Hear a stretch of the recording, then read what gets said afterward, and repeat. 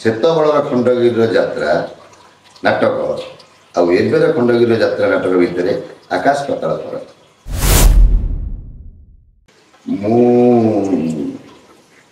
ପ୍ରଥମ ନାଟକ ମୋର ଗୌରୀଗଣ ନାଟକ 4 ଛକ 3 ଝିଅ, ତାପରେ ତୁଳସୀଗଣ ନାଟ୍ୟ 4 ଛକ 3 ଝିଅ ପରେ ମୁଁ କଲି ସୁନ୍ଦର ଝିଅ ବିହାର, ତାପରେ ପ୍ରାୟ ନାଟକ ଯେତେବେଳେ ତୁଳସୀ ଗୌରୀର ହେଉଥିଲା ଗୌରୀର ଅର୍ଦ୍ଧାଙ୍ଗିନୀ ଶୟନାଂଶ ଗୌରୀ ପାଇଁ ବାଜିବୋଲ ସାହାନାଇ ସ୍ୱାମୀର ସିଂହ ସତ ଲାଗୁନି, ତୁଳସୀର କେମିତି ବନ୍ଧନ, ବଳାତ୍କାର, ପତିବ୍ରତା, ଏମିତି ଅନେକ ନାଟକ, କଳିଙ୍ଗ ନାଟକ ଷ୍ଟେସନ ବୋଲି ହିଟ୍ ନାଟକ, ରଙ୍ଗମୋହନର ପ୍ରଧାନର ଭିକାରୀ ତାପରେ ଜାନି ପୁଣ୍ୟ ଜାନି ବର୍ଷ କରିଛି, ସ୍ୱର୍ଣ୍ଣମୋହନର ଗରିବର ଦୁଃଖ ଦେଖିଛି କିଏ, କେତେ ଦୁଃଖ ତ ବୁଦ୍ଧିରେ କାଳିଆ, ପାର୍ବତୀଙ୍କ ନାଟକ ସେମିତି ବହୁତ ହିଟ୍ ନାଟକ ଅଛି, ଭୁଲ ବୁଝୁନି ରହିଲା ରାଣ, ଏମିତି କେମିତି ହେଲା, କଳିଙ୍ଗ ଷ୍ଟେସନ ବୋଲି ନାଟକ ଦିନ ଅନେକ ଅଛି, କହିଲେ ସରିବନି।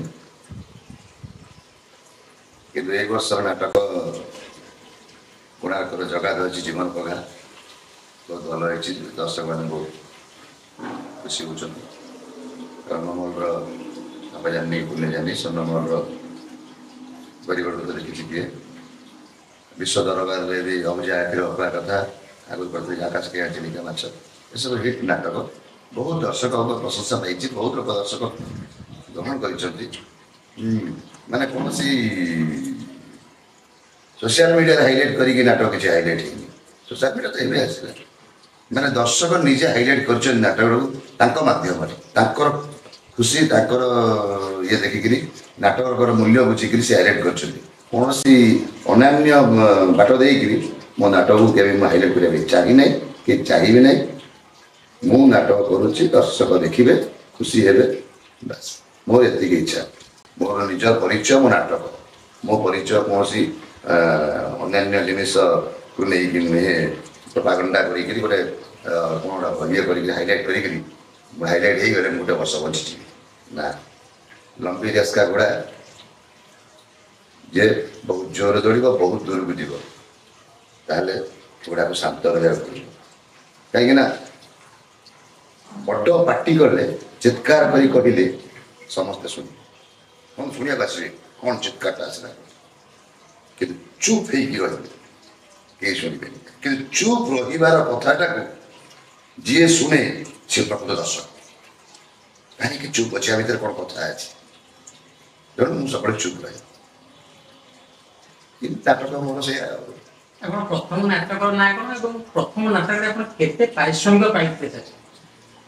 ପ୍ରଥମ ନାଟକ ମୋର ଗୌରୀଗଣ ନାଟ୍ୟ 4 ଛକ 3 ଝିଅ, ଯେତେବେଳେ ଶିବପ୍ରସାଦ ଲେଙ୍କା ତାର ପ୍ରଯୋଜକ, ସେ ମୁଁ ଡାକିଥିଲେ, ମୁଁ ଏ ନାଟକ କଲି। ନାଟକ ଖଣ୍ଡଗିରିରେ ସେଇ ବର୍ଷ ପ୍ରଥମ ନାଟକ 6 ରାତି ଚାଲିଥିଲା, ହାଉସ୍ ପ୍ୟାକ୍। ତାପରେ ଶିବ ଲେଖା ମୋତେ ଶିବପ୍ରସାଦ ଲେଖା ମୋତେ ସେ ଫାଷ୍ଟ କହିଲେ ନାଟକ କ'ଣ ବୁଝିପାରିଲିନି କେମିତି କହୁଥିଲେ।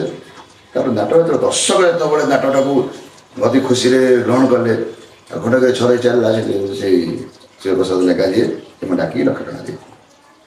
ଆପଣଙ୍କ ପ୍ରଥମ ପାରିଶ୍ରମିକ ଆପଣ 1,00,000 ଟଙ୍କା ଦେଇଥିଲେ? 1,00,000 ଟଙ୍କା ଦେଇଥିଲି।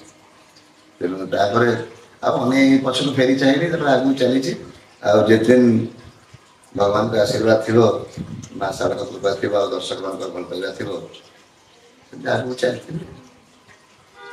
ଖଣ୍ଡଗିରି ପୂର୍ବରୁ ମଧ୍ୟ ଯାତ୍ରା ହେଉଥିଲା, ବହୁତ ଦୂର ଦୂରାନ୍ତରୁ ମଧ୍ୟ ଲୋକ ଖଣ୍ଡଗିରିକି ଆସୁଥିଲେ। ସେତେବେଳର ଖଣ୍ଡଗିରି ଯାତ୍ରା ଏବେର ଖଣ୍ଡଗିରି ଯାତ୍ରା ଭିତରେ ପାର୍ଥକ୍ୟ କ'ଣ? ଆକାଶ ପାତାଳ ପାର୍ଥକ୍ୟ। ସେତେବେଳର ଖଣ୍ଡଗିରିର ଯାତ୍ରା ନାଟକ ଆଉ ଏବେର ଖଣ୍ଡଗିରିର ଯାତ୍ରା ନାଟକ ଭିତରେ ଆକାଶ ପାତାଳ ଫରକ। କାହିଁକି ନା ସେ ଦର୍ଶକ ବି ଅଲଗା ଥିଲେ, ଏ ଦର୍ଶକ ବି ଅଲଗା, ଆକାଶ ପାତାଳ ଦର୍ଶକ ଭିତରେ ଫରକ ଅଛି। ସେତେବେଳେ ନାଟକର ମାନ କାହିଁ କେତେ ଉପରେ ଥିଲା।